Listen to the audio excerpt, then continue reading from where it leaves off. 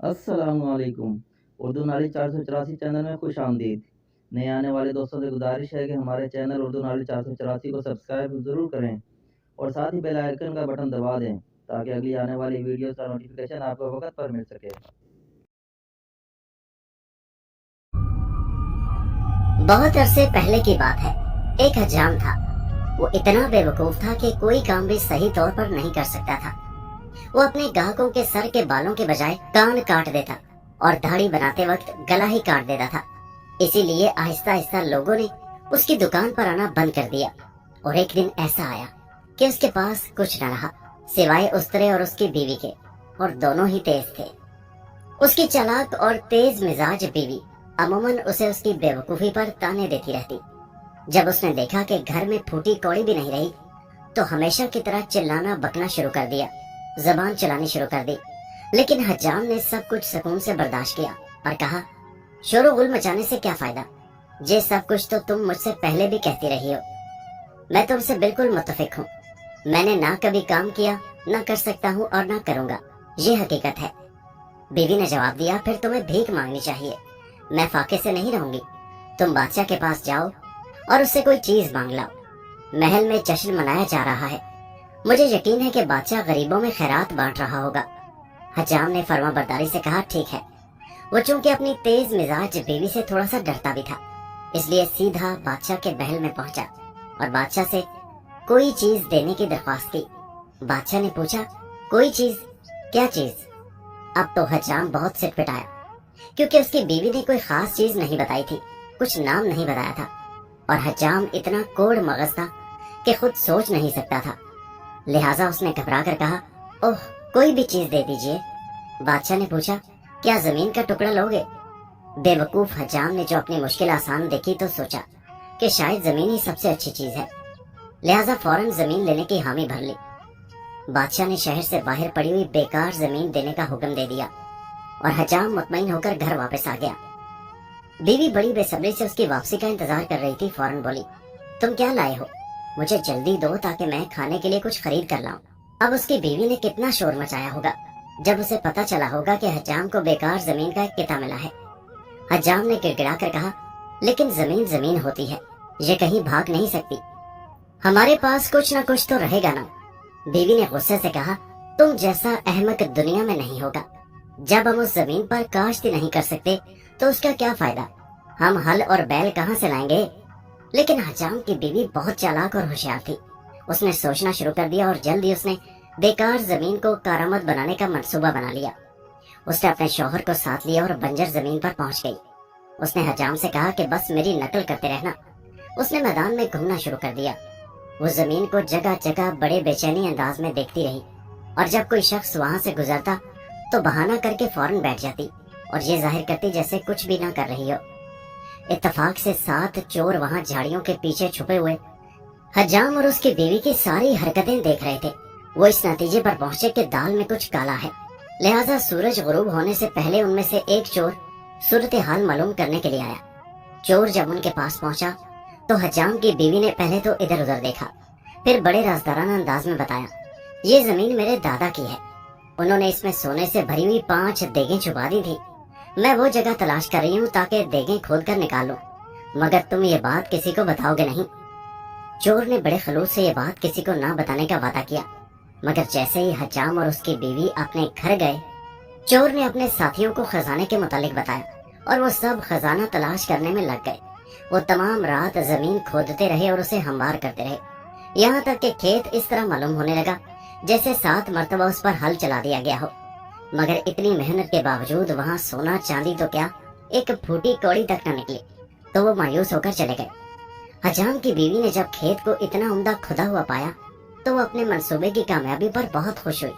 वो एक गल्ला फरोश के पास गई और उससे चावल उधार मांगे, जो उसने खुशी खुशी दे दिए, क्योंकि उसे 3 गुना चावल मिलने की उम्मीद थी। हजाम की बीवी ने चावल की फसल उगाई जो उम्मीद से ज्यादा अच्छी रही। उसने फसल बेचकर कर्ज उतारा और बची हुई रकम से सोने की अशरफियां खरीद ली।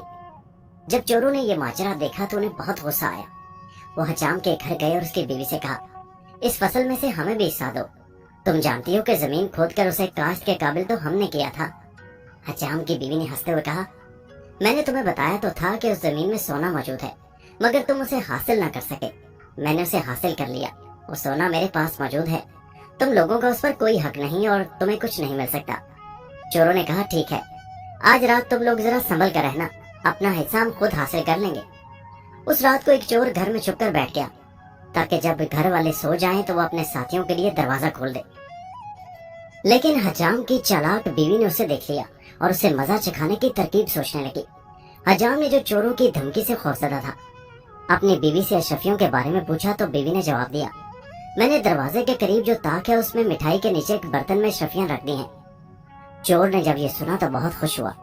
جب گھر والے سو گئے تو اس نے وہ برتن اٹھائے اور چپ چاپ گھر سے نکل گیا اور اپنے ساتھیوں کو اپنا کارنامہ بڑے فخر سے سنایا۔ ساتوں چور ایک درخت کے نیچے بیٹھ گئے۔ حجام کی بیوی نے کہا تھا کہ اوپر والے برتن میں مٹھائی ہے، میں پہلے وہ تقسیم کروں گا کیونکہ ہمیں بھوک لگ رہی ہے، چلو مٹھائی کھاتے ہیں۔ چنانچہ اس نے اندھیرے میں وہ چیز بانٹی جسے وہ مٹھائی سمجھ رہا تھا، لیکن حقیقت میں حجام کی بیوی نے اوپر والے برتن میں بکری کی مینگنیاں بھر دی تھی، اور جب چوروں نے ندیدوں کی طرح وہ اپنے منہ میں بھر لی تو خود خیال کر سکتے ہیں انہوں نے کیسے کیسے منہ بنائے ہوں گے۔ چوروں کو حجام کی بیوی کی اس حرکت پر بہت غصہ آیا اور انہوں نے بدلہ لینے کی ٹھان لی۔ جب دوسرے دن چور حجام کی بیوی کے پاس گئے اور اسے دھمکیاں دی اور پھر اپنا حصہ مانگا تو اس نے ان کا خوب مذاق اڑایا۔ چوروں نے کہا اب تم ہوشیار رہنا، تم نے ہمیں دوسری مرتبہ بیوقوف بنایا ہے۔ پہلی مرتبہ ہم نے تمام رات زمین کھودی اور دوسری دفعہ تم نے دھوکے سے مینگنیاں کھلا دی، آج رات ہماری باری ہے۔ اب دوسرا چور گھر میں چھپ گیا، لیکن حجام کی بیوی نے اسے بھی دیکھ لیا۔ پھر حجام نے رات کو پوچھا تم نے اشرفیوں کا کیا کیا؟ مجھے یقین ہے کہ وہ بستر کے نیچے نہیں رکھی ہوگی۔ چالاک بیوی نے جواب دیا، میں نے وہ نیم کے درخت کی شاخ میں لٹکا دی ہیں کیونکہ اس کے متعلق تو کوئی گمان بھی نہیں کر سکتا کہ وہاں اشرفیاں ہیں۔ چھپا ہوا چور دل میں خوب خوش ہوا اور جب دونوں میاں بیوی سو گئے تو وہ دبے پاؤں گھر سے نکلا اور اپنے ساتھیوں کو بتا دیا۔ ان کا سردار چلایا، یقیناً یہ بات صحیح ہے۔ وہ نیم کے درخت کے پاس آئے تو دیکھا کہ کوئی چیز لٹکی ہوئی ہے۔ اس نے ایک چور کو حکم دیا کہ وہ اشرفیوں کو نیچے لائے۔ انہوں نے جو چیز دیکھی حقیقت میں وہ بھیڑوں کا چھتا تھا۔ چھتے میں بڑی والی بھوری اور پیلی بھیڑیں موجود تھی۔ ایک چور درخت پر چڑھا، وہ جو ہی درخت کے قریب گیا تو ایک بھیڑ اڑی اور اس نے چور کے کولہے پر کاٹ لیا۔ چور نے فوراً اپنا ہاتھ اس سے کا مارا۔ نیچے والے چلائے، ارے تم اشرفیاں اپنی جیب میں ڈال رہے ہو، تم یہ سمجھ رہے ہو کہ وہاں اندھیرا ہے اور ہمیں کچھ دکھائی نہیں دے رہا؟ ادھر وہ بیچارہ جب بھیڑ کی کاٹی جگہ پر ہاتھ مار رہا تھا تو نیچے والے یہ سمجھ رہے تھے کہ وہ اشرفیاں اپنی جیب میں بھر رہا ہے۔ چور نے جواب دیا، یقین کرو میں ایسا نہیں کر رہا بلکہ مجھے کوئی چیز کاٹ رہی ہے۔ اسی وقت ایک بھیڑ نے اس کے سینے پر ڈنگ مارا تو اس نے وہاں ہاتھ رکھا۔ باقی چوروں نے کہا چھی چھی، شرم کرو، اب ہم نے تمہیں اچھی طرح دیکھ لیا ہے، اب تم رک جاؤ ورنہ تمہیں اس کی سزا دیں گے۔ پھر انہوں نے دوسرا آدمی اوپر بھیجا، مگر بھیڑوں نے اس پر بھی حملہ کر دیا اور اس بیچارے نے بھی ادھر ادھر ہاتھ مارنے شروع کر دیے۔ نیچے والے چلائے، او کمینے شرم کرو۔ پھر ایک کے بعد ایک نے مال غنیمت لوٹنے کے لیے درخت پر چڑھنا شروع کر دیا اور پھر آخر میں سردار بھی اوپر چڑھ گیا اور اس نے پورا چھتا ہی اپنے ہاتھ میں لے لیا۔ مگر جب بھیڑوں نے ان سب کو کاٹنا شروع کیا تو وہ بکھلا کر اپنے ہاتھ ہلانے لگے۔ پھر یہ ہوا کہ جس شاخ پر وہ بیٹھے تھے ان کے وزن سے وہ ٹوٹ گئی اور سب چھتے سمیت پیڑ پر سے نیچے زمین پر گر پڑے۔ اب آپ خود سوچ سکتے ہیں کہ چوٹ اور رگڑ کے علاوہ بھی ان کا کیا حال ہوا ہوگا۔ اس کے بعد حجام اور اس کی بیوی نے سکون کا سانس لیا کیونکہ سب چور ہسپتال چلے گئے۔ حقیقت میں وہ اتنے دن ہسپتال میں رہے کہ حجام اور اس کی بیوی نے سوچ لیا کہ اب وہ کبھی واپس نہیں آئیں گے، لیکن وہ غلطی پر تھے۔ ایک رات گھر کی کھڑکی کھلی ہوئی تھی، اچانک باتیں کرنے کی آواز سن کر حجام کی بیوی کی آنکھ کھل گئی۔ اس نے چوروں کی آواز پہچان لی تھی۔ وہ گھبرائی تو بہت مگر اس نے ارادہ کر لیا کہ بغیر کوشش کے ہار نہیں ماننی چاہیے۔ اس نے اپنے شوہر کا تیز اسرا ہاتھ میں پکڑ لیا اور کھڑکی کے قریب ایک طرف اندھیرے میں چھپ کر کھڑی ہو گئی، اور جیسے ہی ایک چور نے کھڑکی سے جھانکا اس نے بڑی صفائی سے چور کی ناک کاٹ لی۔ تیرا ستیہ ناس، چور بلبلایا۔ وہ فوراً واپس ہوا اور دوسروں سے کہا میری ناک کسی چیز سے کٹ گئی ہے۔ دوسرے نے چپکے سے کہا شش، تم سب کو جگا دو گے، باہر آ جاؤ۔ اس نے کہا میری ناک سے خون آ رہا ہے۔ دوسرے نے کہا تم نے شاید شٹر سے اپنی ناک ٹکرا دی ہوگی، ہٹو پیچھے، میں ابھی جاتا ہوں۔ لیکن اس بیچارے کی بھی ناک کٹی گئی۔ اس نے کہا دوستو یقیناً اندر کوئی تیز دھار چیز موجود ہے۔ تیسرے نے کہا شاید بانس کا کوئی ٹکڑا ہوگا، اب میں جاتا ہوں، اور پھر اس کی بھی ناک کٹ گئی۔ اسی طرح چوتھے، پانچویں اور چھٹے کا بھی یہی حال ہوا۔ آخر میں سردار کی باری آئی۔ سردار بہت ہوشیار اور چلاک آدمی تھا اور ناک کی قیمت جانتا تھا۔ اس نے کہا एक आदमी को सही सलामत रहना चाहिए ताकि तुम्हारे जख्मों की देखभाल कर सके। आओ अब चलें, कल आएंगे। उनके जाने के बाद हजाम की बीवी ने चिराग जलाया और तमाम नाकों को जमा करके एक संदूक में रख दिया। अब उससे पहले के चोरों के जख्म भरते गर्मियां शुरू हो चुकी थी। हजाम और उसकी बीवी को घर में गर्मी लगती थी, इसलिए उन्होंने अपनी चारपाइयां घर के बाहर सहन में बिछा ली, क्योंकि उन्हें यकीन था कि अब चोरों को काफी सजा मिल चुकी है और अब वो कभी उनके घर वापस नहीं आएंगे। लेकिन ऐसा नहीं हुआ। एक दिन जब चोरों ने उनको बाहर सोते देखा तो हजाम की बीवी की चारपाई उठाकर चलते बने। हिलने जुलने से हजाम की बीवी की आंख खुल गई। उसने देखा कि वो चारपाई समेत चोरों के कांधों पर सवार है और 3 चोर पीछे चल रहे हैं, मगर उसने अपने हवास कायम रखे। वो सोचती रही, मगर बचने की कोई सूरत नजर न आई। कुछ दूर जाकर वो लोग बरगद के एक दरख्त के नीचे पहुंचे। हमें कुछ देर आराम करना चाहिए यहाँ, हम बहुत थक गए हैं, चोरों ने कहा। ये कहकर उन्होंने चारपाई जमीन पर रख दी। बरगद देकर हजाम की बीवी के दिमाग में एक तरकीब आई। उसने कंबल को चारपाई पर इस तरह फैला दिया जैसे वो सो रही है और खुद बरगद की शाख पकड़कर लटक गई। उस वक्त चांदनी रात थी। चोरों ने सरदार से कहा, तुम जागो और हम सोते हैं, क्योंकि हमारी नाकें अभी जख्मी हैं। वो सब सो गए और सरदार इधर उधर टहलने लगा। अचानक हजाम की बीवी के जहन में एक मंसूबा आया। उसने अपनी सफेद चादर का नकाब बनाकर मुंह पर डाल लिया और बहुत धीमी आवाज में गाना शुरू कर दिया। सरदार ने ऊपर नजर उठाई। उसने देखा कि एक नकाब पोश औरत बैठी हुई है। सरदार बहुत खूबसूरत था। उसने सोचा ये कोई परी है और मेरी खूबसूरती को पसंद करने लगी है। उसने सुना था कि चांदनी रातों में परियां ऐसी हरकतें करती हैं। उसने अपनी मूंछों पर ताव देते हुए परी से कहा, अच्छी परी, नीचे आ जाओ, मैं तुम्हें कोई नुकसान नहीं पहुंचाऊंगा। लेकिन वो गाना गाती रही और सरदार की बात का कोई जवाब न दिया। तो वो दरख्त पर चढ़ा और हजाम की बीवी के करीब जाकर कहा, क्या बात है खूबसूरत परी, क्या तुम मुझे पसंद करती हो? हजाम की बीवी ने ठंडी सांस लेकर कहा, जिन मर्दों की नाक लंबी होती है वो बेवफा होते हैं और तुम भी उन्हीं में से हो। सरदार ने कसम खाकर कहा, मैं तो बेवफा नहीं हूँ। मगर हजाम की बीवी न मानी और कहा, तुम झूठ बोल रहे हो, अपनी जुबान बाहर निकालो, मैं तुम्हारी जुबान देखकर बताऊंगी कि तुम झूठे हो या सच्चे।